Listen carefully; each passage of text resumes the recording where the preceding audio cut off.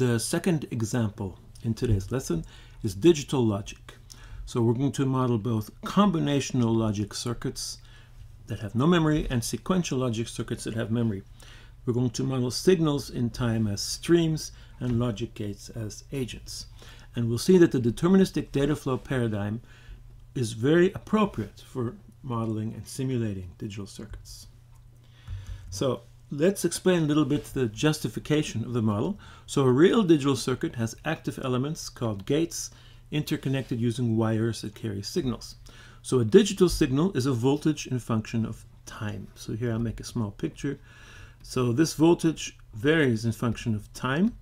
There's two special values called 0 and 1 corresponding to false and true, but there may be other behavior such as noise, glitches, ringing, etc. on the wire. A digital gate is an active entity. So here's a typical example of a gate called an AND gate with two inputs and one output.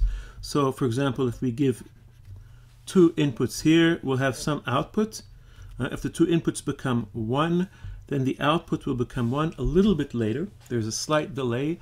The gate needs time to do its calculation. In our model, we will model gates as agents and signals as streams. We will assume perfectly clean signals, none of this noisy behavior, and 0 gate delay. The gates will instantaneously calculate the result. The delay gate, we will have to add 1 to model the sequential logic, since memory in a digital logic system really depends on the delay. But for now, we'll assume 0 gate delay. So a signal, a digital signal, is modeled by a stream. So the time instants are numbered starting from when the circuit starts running. So A0 is either 0 or 1, A1 is 0 or 1, and so on. So there are discrete time instants, and each time instant is separated from the others. Normally there's no communication. Okay, that's a digital signal. A digital logic gate corresponds to a Boolean function. So here's a number of them. For example, an AND gate. Here's an AND gate with two inputs, X and Y, and a single output, Z. So the output will be 1 only if both inputs are 1, otherwise the output is 0.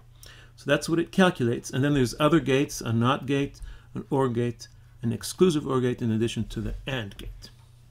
So these are typical logic gates. But gates are not just Boolean functions. They're much more than that. A gate is an active entity. It's a running circuit. It has a real-world behavior.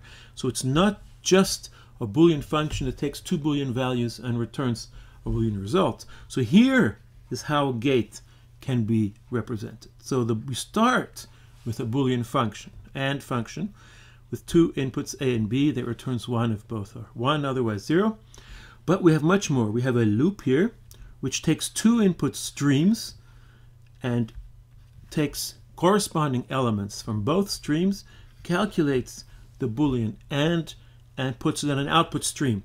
And then the actual gate is an active entity which has SB and SASB as input streams and SC as output stream.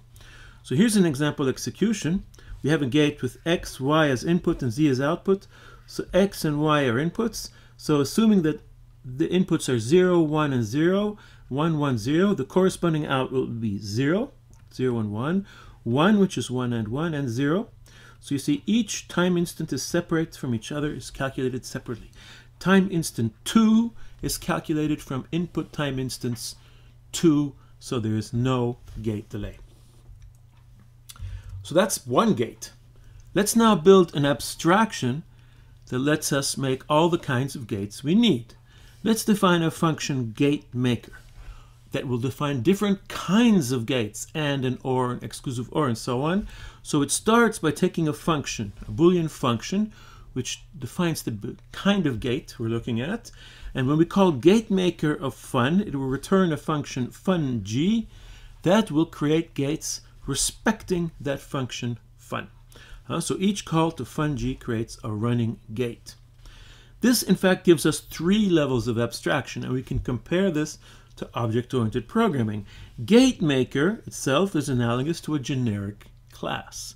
When we give it the function fun, then we get funG, which is analogous to a class.